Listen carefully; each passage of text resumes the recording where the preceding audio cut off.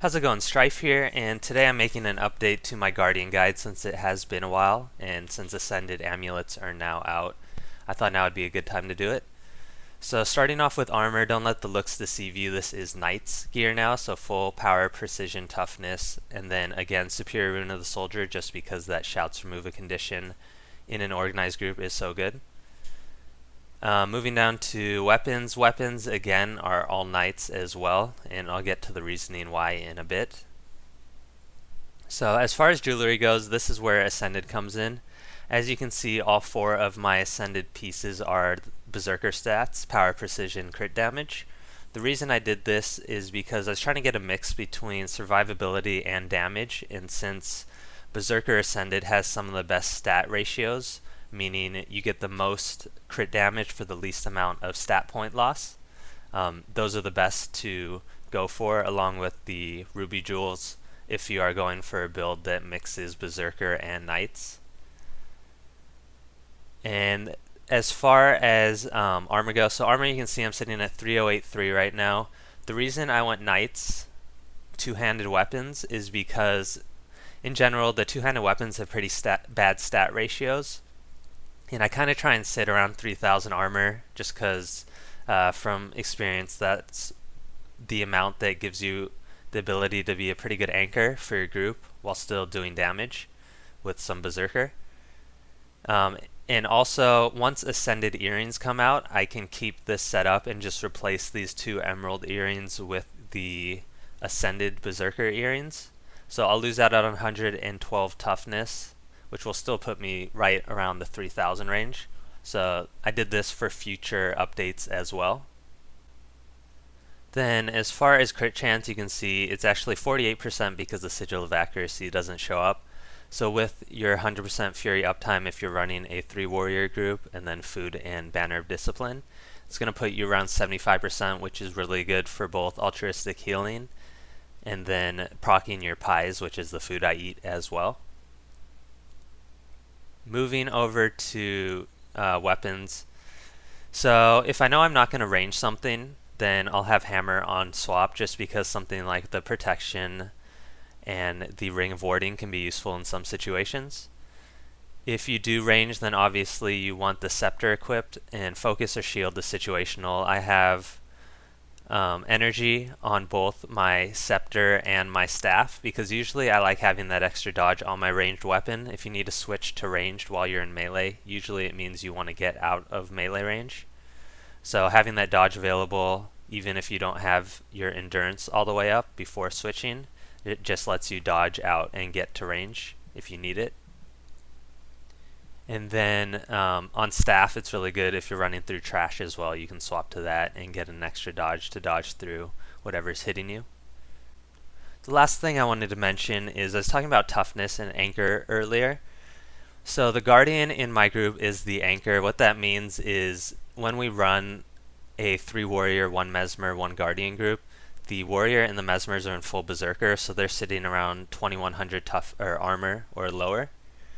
By having the Guardian have more armor than the rest of the group, it contributes to aggro management, especially when you first pull a group. So the anchor means you are pretty much the anchor for the group. You take all the initial aggro and you're there to allow the rest of your party to full on DPS. So as I mentioned, the 3000 armor is just something that I found that allows you to do that while still doing pretty good damage with some Berserker.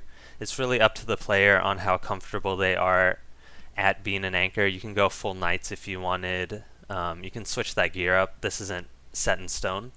This is just what I use, what I found works for my group. So that's what an anchor does in our party. Alright, moving over to the traits, so you can see I'm taking 0, 0, 30, 30, 10.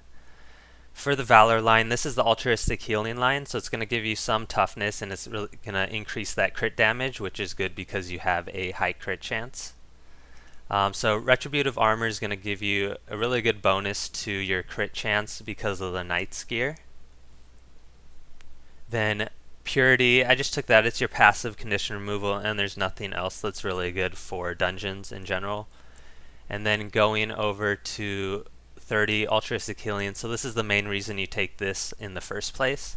Every time you apply a boon to your group, it's going to give you 72 health per boon. So whether it's from your shouts, might stacks, every time you crit with empowering might, etc., you're going to get healed for 72 health per boon.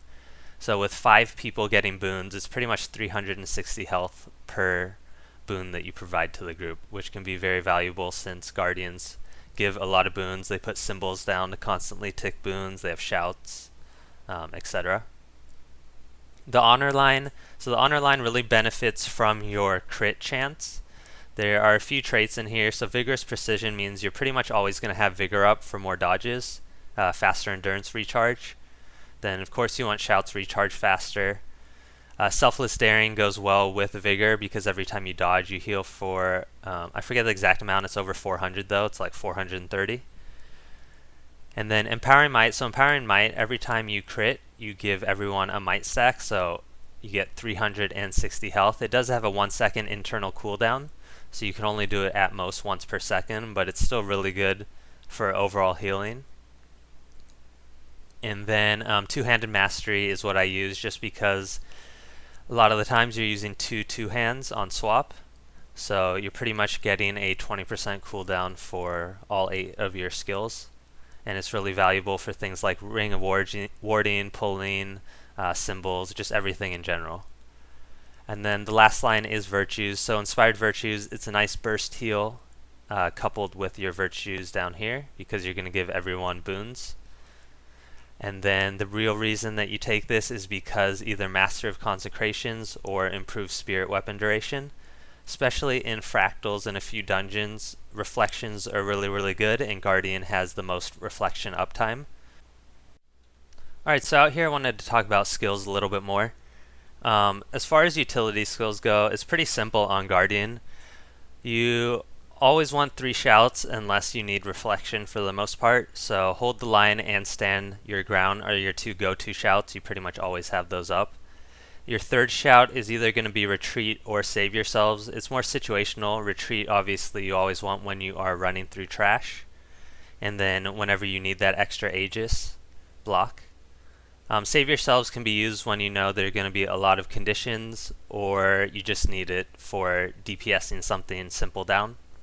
And of course it's a stun break as well, so that's really good for when you need another stun break besides stand your ground. Then in times where you need reflection, so a lot of times I'll just have wall of reflection or spirit shield for different situations, except for a few fights where really long reflection duration can be good. In those instances I will take both of these skills, and the third shout is going to be situational between stand your ground or hold the line depending on what you're fighting. So those are really the main skills you're going to take as a guardian most of the time. Your elite skill, so renewed focus is the most general elite skill. It works for almost every situation. It gives you that vulnerability time and allows you to recharge your virtues. Tome of Courage, of course, is good for the full party heal. It does take a few seconds to get off, so you need to use it in advance. So you do have to think ahead a little bit for that one. And then Tome of Wrath, I don't really use it since we have a Mesmer in our group, but it has a skill that gives 3 seconds of quickness to the group, so like Time Warp, but shorter version, and you can cast it twice, once at the beginning and once at the end for 6 seconds total.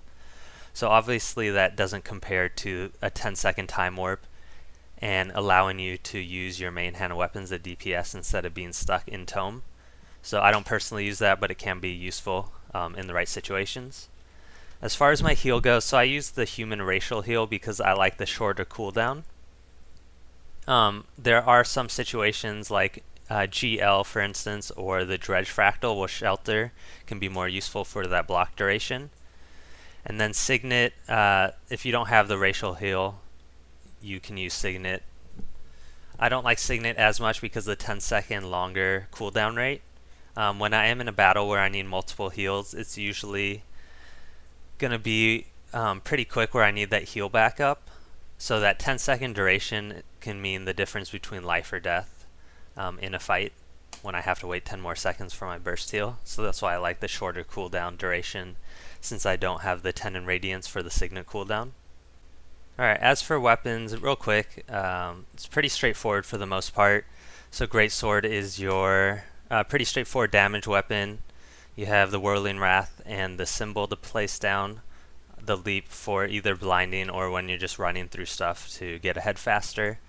And then of course the pull from Binding Blades, which is only one of 2 AoE pulls in the game. One thing about Hammer that I wanted to mention as far as strategy goes. So let me equip my staff real quick so I can pull something here. But Ring of Warding is very useful when you are LOSing around a corner. You're going to put it right at the point where a mob would come around the corner and pretty much look at you. As you can see there, the Coyote got interrupted a couple of times. So on something like the Dredge Fractal or the Ascalon Fractal or various dungeons where you are LOSing around a corner, you can use that to pretty much interrupt the mobs right when they turn the corner, which is going to give you more time for your entire party to melee burst it down when you're running 4 people with Berserker and everyone melee. The other thing that you can do with it is when you get Ring of Warding inside, so a mob inside Ring of Warding, you can hit them back with Banish and they will get interrupted as well. So that's a way to keep things interrupted while not pushing them away from the party meleeing.